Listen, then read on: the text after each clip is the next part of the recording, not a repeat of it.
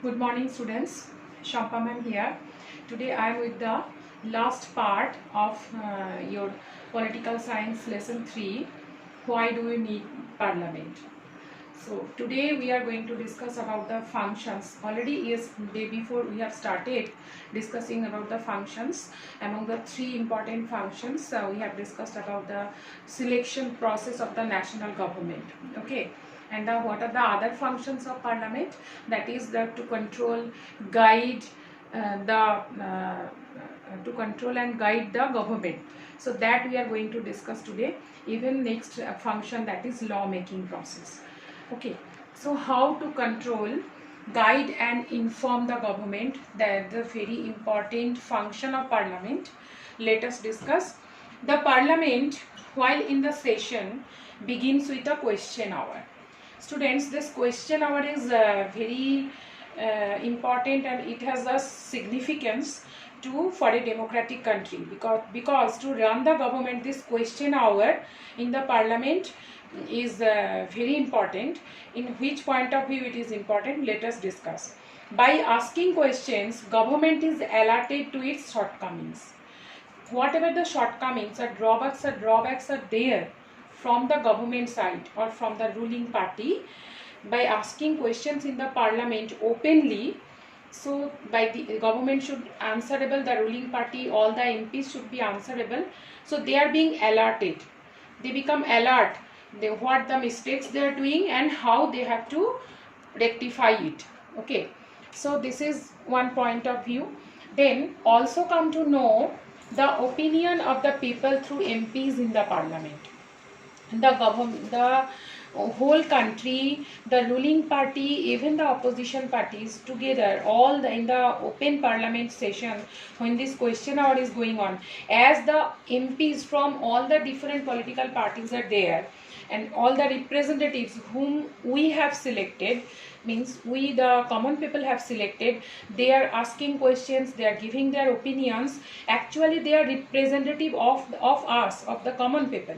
So the whole country comes to know about the opinion of the common people through this question hour session, and by this way government's action is being controlled. Okay, so government, before taking any decision for any type of situation, government should think that what is the opinion of the common people, and how it will good for their existence for next years or not, and how people are reacting with their actions. So by they are becoming alert of that. Even the opposition party play a crucial role in the healthy functioning of a democracy.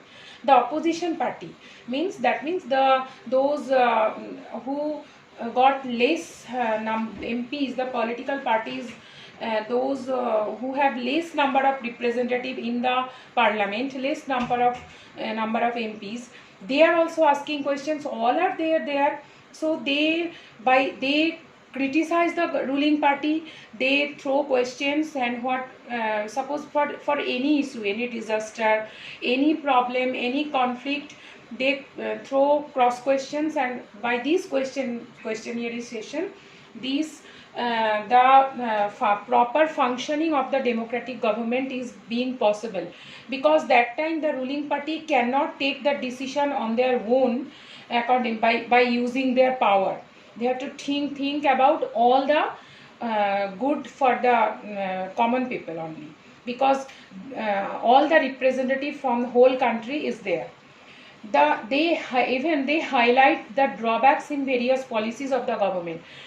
Actually opposition parties always try to find out the faults, and by this way they criticize the government. And students, criticism is very good always, and if you take it positively, and by this way the ruling party, they become aware of their drawbacks, their shortcomings, what they have to do more, they have to add more to run the country in a proper way, to run the good administration. And by this way their various policies, if they want to change in their policies, if any drawback is there, they can do it. And even in the question hour session, the opposition parties, as they criticize the policies of ruling party, means the government, even they want to support their own policies, and by this way it is a good argument, and positively the whole country comes to know about the thinking of the ruling party, how the government is thinking for the betterment of the country, how it can be rectified if any problem is still sustaining. And even the most important thing is the government, the ruling party, those who are having maximum power, they cannot misuse their power. They are being guided, they are being controlled and informed about their problems through this question hour session. So I am telling again, students, so I think you understood this question hour session is very important, because by this way the ruling party is being aware, is being informed by their drawbacks and shortcomings whatever in their policies. And as the whole country, it is an open session, so everybody can see it. So for taking any decision, giving any answer, they have to be very careful of that, and they cannot misuse their power. And by this way they can add all the good things for the betterment of the country, for running the administration in a proper way. Okay, so next let us discuss about, so I think you can remember what is parliament. By this way the work of the parliament is being run in a smooth way. A parliament is an elected system of government. So if it is an elected system of government, so definitely the for to run the democracy, for thinking of the common people, to take all the decisions for the betterment of the common people, that is required. Oh, and by this control and guidance in the question hour session, this is being done in a proper way. And the third function of the parliament is law making, making the law. Law making is a significant function of the parliament. Already I told you before that government, the ruling party, the members of parliament, they can change the law if it is required, even they can abolish the law if it is if it is conflicting, and they can make the new law also by taking the help of the executive body. And that is a long process, and different chapter is there in your textbook, so we will discuss in detail about the lawmaking process afterwards. Okay, so these are the three functions of parliament we discussed, and the formation of national government, prime minister selection and all this, then control, guide and inform the government, and to law making, that these are the three functions of parliament.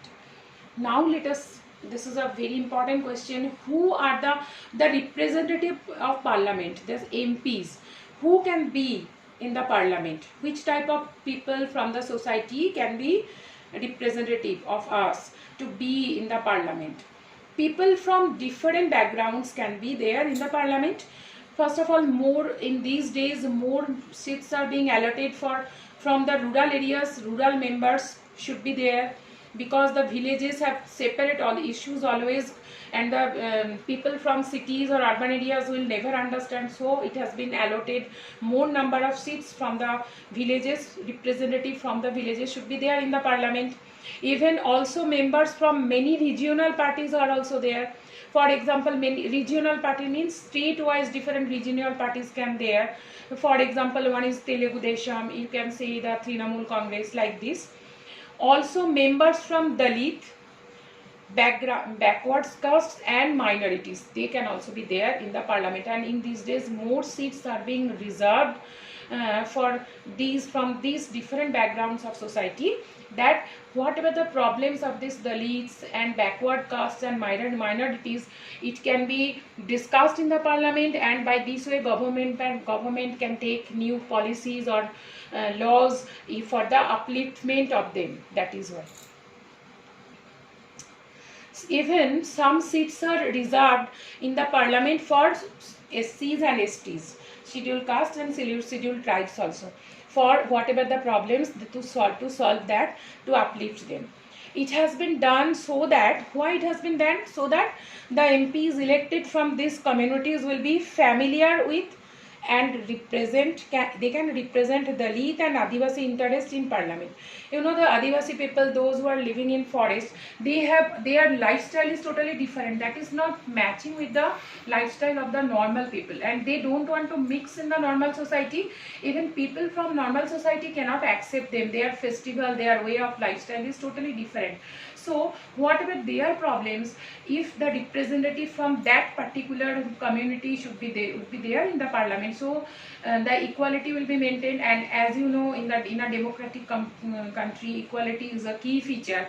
So in the parliament, those representatives can discuss this in the question hour session, their problems of that community, and it can be solved. Okay, so these are the reasons. Even nowadays in the parliament, for reservation, some seats are being reserved for women also. The Women's Reservation Bill 2008 proposed to reserve 33% of all seats. How many total seats are there? 33% should be reserved for women only. 10 seats out of, for example, 10 seats, if there are 105 seats, 10 seats should be reserved for the women only, for female. Before 60 years, only 4% MPs were women, and now it has been increased in such a way. Now 33% of all the seats are being reserved for women. So there are still now in our country, lots of gender discrimination is there. How much laws are being made, still women are facing lot of problem. If you see the higher education level, the number of women are still less comparing to men. Even their problems are different. So to solve that, the Women Reservation Bill has been passed. 33% seats are being allocated for them. Now students, assignments are there. Explain the question hour in the parliament. Already I discussed. The question hour session is mainly to control, guide and inform the ruling party about their drawbacks and shortcomings, and by this way they are actually being aware of their drawbacks, of their shortcomings, means whatever they can add in their policies, they become aware of that by this criticism from the opposition party, and it is very helpful to run the government smoothly. Okay, then what is the role of opposition party to run a healthy democratic government? The role of opposition party to run a healthy democratic government is extremely important, and it has a great role. All the opposition parties, they, by criticizing the ruling party, the government, actually they are indirectly save them, they guide them not to misuse their power. And in a democracy, it is very important not to misuse the power, to proper balance, to use the power for all the communities. So by this way, the government can work in a very smooth way, and this is so opposition parties have very significant role to run the democracy properly. Next, parliament now has more and more people from different backgrounds. It is there. Justify means you explain why parliament has more and more people from different backgrounds, what it was not there. So you have to explain in this way that as India is a diversified country, there is unity in diversity. It should be maintained always. Language wise, community wise, different people from different backgrounds are there. Even there is still gender discrimination is there. That is why seats of women are being reserved 33%. Even from the Adivasi, from the SC, STs, even from other backward classes, tribal classes, all the representatives should be there in the parliament to discuss their problems, and by development, by upliftment of all these backward societies, then only India will run properly as the largest democracy of the world. You know, India is the largest democracy of the world, and to run the democracy in a proper way, everybody's problem should be solved, conflict should be reduced, otherwise it is not possible. So thank you students, you go through this video and after exam we will discuss more about with extra questions. Now I am giving only some questions, and after your exam will be over I will discuss more questions. Thank you.